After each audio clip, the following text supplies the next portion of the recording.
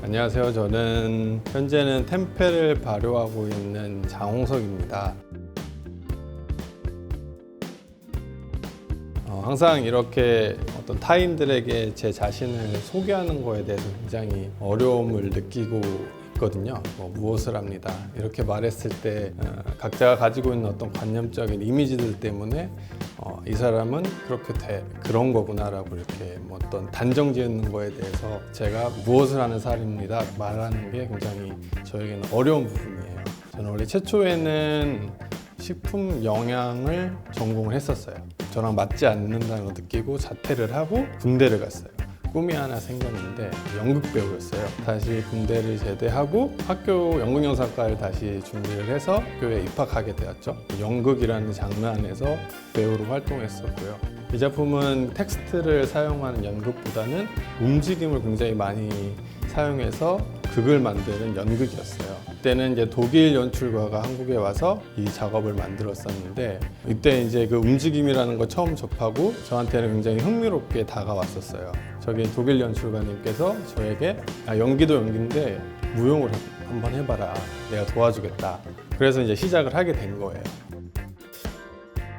괴테 인스티튜트 다니면서 독일어도 배우고 이런 과정들이 있었어요. 그러다가 이제 실제로 독일 가서 시험을 보고 좋은 결과가 있었는데 사실 거기는 제가 가고 싶은 학교는 아니었어요.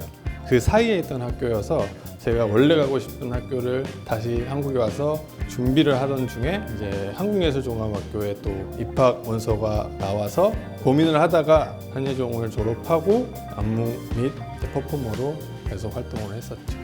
무용 작업을 하면서 되게 여러 나라에 가서 작업도 하고 공연도 했었어요. 그러던 도중에 인도네시아에 공연을 갖게 되었고 처음 저희에게 먹으라고 줬던 게 템페 튀김이었어요.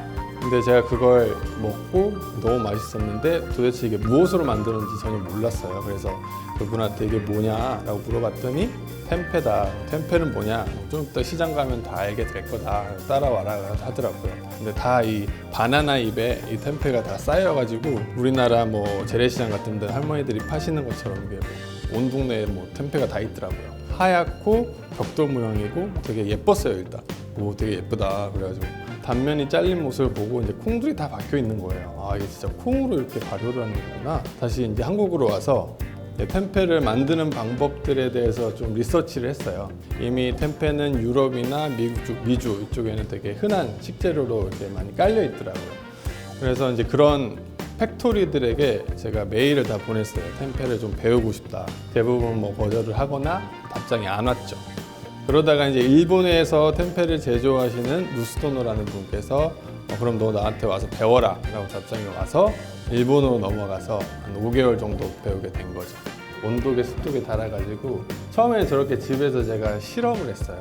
근데 사실은 똑같이 배워서 와서 똑같은 방법으로 했는데도 계속 실패를 하더라고요. 그때 되게 좀 멘붕이 오더라고요. 계속해서 테스트를 했어요. 근데 알고 보니까 일본이라는 환경하고 우리나라 환경이 좀 다른 거죠. 이제 발효라는 게 이 환경에 되게 민감하기 때문에 우리나라의 기후에 맞고 내 집이라는 공간에 맞는 온도, 습도, 시간들을 계속 테스트를 한 거예요. 한 달 정도 테스트해서 저만의 레시피가 이제 만들어지게 된 거죠.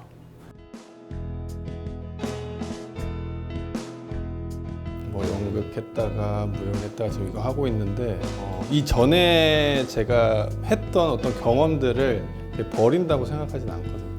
계속 내 안에 체화되고 쌓인다는 느끼고 있는 부분들이 있어요. 예를 들어서 연극을 하다가 무용을 했을 때 어쨌든 무대긴 무대지만 그냥 춤으로 표현할 때보다 어떤 연극적인 것들이 결합됐을 때도 전혀 새로운 부분들이 이렇게 탄생할 수도 있는 거고 지금 이 템페도 사실은 제가 하고 싶은 거는 앞으로는 이 발효라는 맥락 안에 있는 다양한 것들을 한번 해보고 싶다. 우리는 보통 이 발효라는 것들을 단순히 어떤 식문화, 먹는 거로만 많이 인식을 하고 있는데 제가 이제 이 발효를 바라보는 거는 예술 문화 범위 안에서도 바라볼 수 있는 부분이 충분히 있다고 생각을 해요. 그래서 지금 제가 우리 팀원들이랑 발효 워크숍을 2주일에 한 번씩 하고 있는데 그때 하는 거는 이 발효화된 개념을 계속 연구하고 탐구하는 게 아니라 저 같은 경우는 움직임을 했으니까 이 발효라는 맥락 맥락을 어떻게 움직임하고 결합할 수 있을까? 그리고 또 디자인하는 친구는 어떻게 발효를 디자인에 접목할 수 있을까? 그리고 또 글 쓰는 친구는 이 발효라는 거를 어떻게 글쓰기로 행복할 수 있을까라는 어떤 이런 지점의 발효 스터디라서 단순히 이제 먹는 거를 떠나서 발효에 대한 문화들을 조금씩 이렇게 쌓아가는 것들이 저의 또 하나의 목표. 발효는 어떻게 균, 그리고 균이 뭔가 만나서 또 새로운 것들이 나오는 어떤 형태거든요. 그렇기 때문에 굉장히 연금술 같기도 해요. 그리고 내가 계산할 수도 없고요. 사실 우리 몸을 이루는 거는 엄청나게 많은 균들이 이루어지고 있잖아요. 그래서 우리가 호흡할 때도 이 호흡 안에서 균들을 서로 나눠 갖는다고 생각을 해요. 어떤 하나의 공동체에서 같은 생활을 오래 하면 할수록 사람이 좀 비슷해지고 알아가는 것들이 단순히 이런 외부적인 뉘앙스나 이런 접촉이 아니라 저는 그것 자체가 발효가 된다는 어떤 상상을 하고 있거든요. 움직임 워크숍 같은 것들도 사람과 사람의 어떤 관계를 어떻게 맺어줄 수 있을지, 그리고 다 모르는 타인들이 일시적인 공동체를 어떻게 이 발효라는 개념으로 묶어질 수 있을까라는 어떤 생각들을 하고 있습니다. 맞아요. 주변에서 하나만 해라, 하나만 해도 잘하지 못할 텐데 왜 이렇게 다양한 걸 하냐, 이런 지적들도 해주시긴 해요. 근데 특히 저희 부모님이 근데 아까 얘기했듯이 항상 무언가를 받아들이는 거에 대해서 어려워하지 않고, 그거를 받아들였을 때 복잡하고 딥하게 생각하는 것보다 일단 행동으로 옮겨보는 거, 그리고 행동으로 옮겨서 내가 할 수 있는 거구나 하면 하고, 이건 내가 도저히 못하는 거구나 안 하는 거죠. 저는 뭐 하고 싶은 게 되게 많아요. 디자인도 사실은 하고, 뭐 음악 만드는 것도 집에서 하고, 막 이렇게 할 수 있는 것들을 조금씩 그냥 계속 해오는 거죠. 제가 12월에 아빠가 되거든요. 지금 태어날 아이는 150살까지 산대요. 저도 지금 제 나이도 한 100살까지는 산다는데 35인데 아직도 살 날이 엄청 많잖아요.